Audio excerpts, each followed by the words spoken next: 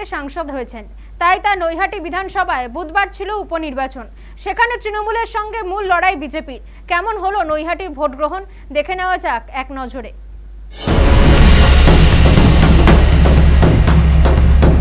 নৈহাটিতে উপনির্বাচন চলাকালীনই তাল কাটে। নৈহাটিতে উপনির্বাচন চলাকালীন তার পাশের কেন্দ্র ভাটপাড়ায় শুটআউটে খুন হন তৃণমূল নেতা। মৃত নেতার নাম অশোক সাউ। তিনি 12 নম্বর ওয়ার্ডের প্রাক্তন ওয়ার্ড সভাপতি।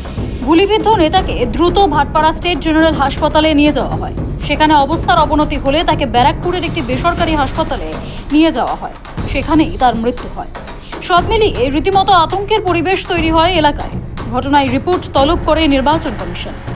এদিন সকাল থেকেই নৈহাটির বিভিন্ন বুথে এজেন্টদের আটকে দেওয়ার অভিযোগ ওঠে তৃণমূলের বিরুদ্ধে। এদিন সকালে ভোটের কথা মাথায় রেখে দর্শনার্থীদের জন্য বড়মার মন্দির বন্ধ রাখার সিদ্ধান্ত নিয়েছিল কর্তৃপক্ষ। তবে সাত সকালে পুজো দিতে মন্দিরে যান নৈহাটির তৃণমূল প্রার্থী সনদ দে।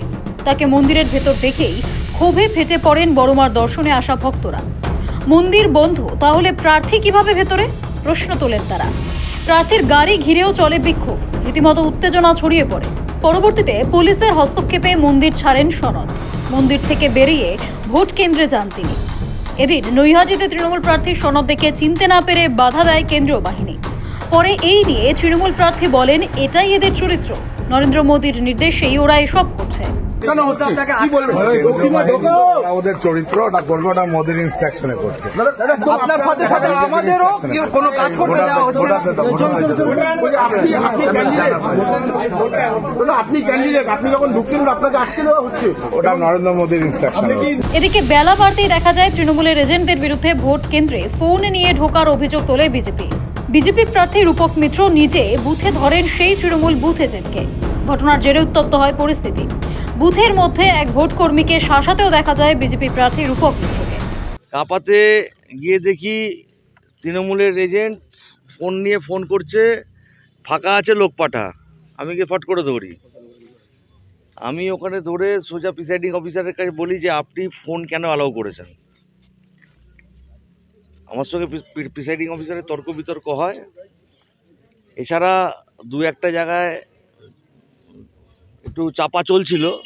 খবর পেয়ে আমি সেখানে পৌঁছানোর পর কিছুটা কমাতে পেরেছি। ভোট গ্রহণ চলাকালীন ওঠে ছাপ্পা ভোটের অভিযোগ। এই নিয়ে বিজেপির রাজ্যসভার সভাপতি সুকান্ত মজুমদার একটি ভিডিও পোস্ট করে দাবি করেন, তৃণমূল কংগ্রেস ভুয়ো ভোটার আনিয়ে নৈহাটি নির্বাচনের ফলাফল বদল করতে চাইছে। এই নিয়ে ভিডিওটি পোস্ট করে নির্বাচন কমিশনকে ট্যাগ করেন সুকান্ত। সেখানে সুকান্ত মজুমদার ক্যাপশনে লেখেন, উপনির্বাচনেও টিএমসি জাল ভোটারদের আশ্রয় নেয়। প্রশ্ন তোলেন, টিএমসি ও তার ছদ্মবেশী পুলিশ বাহিনী জনগণের কণ্ঠের ভয় কাজ করছে। যদিও বিরোধীদের অভিযোগে গুরুত্ব দিতে নারাজ শাসক শিবির। দলের জয়ের ব্যাপারে আশাবাদী নৈহাটির প্রাক্তন বিধায়ক। দ্বৈরথ আদৌ আছে কিনা আমার সন্দেহ আছে। দ্বিতীয় কে হবে সেটা নিয়ে হয়তো প্রতিযোগিতা থাকতে পারে, আর সেটা তো আমি বলতে পারবো না। তবে আমি খুব গর্ব অনুভব করি যে আমি বুথটায় ভোট দিই, সেই বুথটা নির্বাচন কমিশন মডেল বুথ করে। তার মানে এখানকার কালচার এটার মাধ্যমে বোঝা যায়।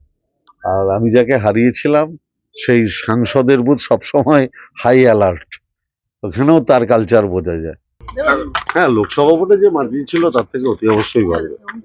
আরজিকর আবহে বিরোধীরা বাজিমাত করতে চান, কিন্তু প্রশ্ন হলো শহর ঘেরা নৈহাটিতে আরজিকর কাণ্ডের প্রভাব ঠিক কতখানি?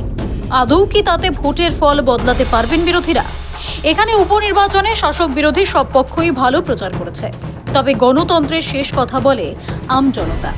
উত্তর মিলবে শীঘ্রই। সৃঞ্জিনী পোদ্দার ও দীপ সেনের রিপোর্ট, সময়, কলকাতা।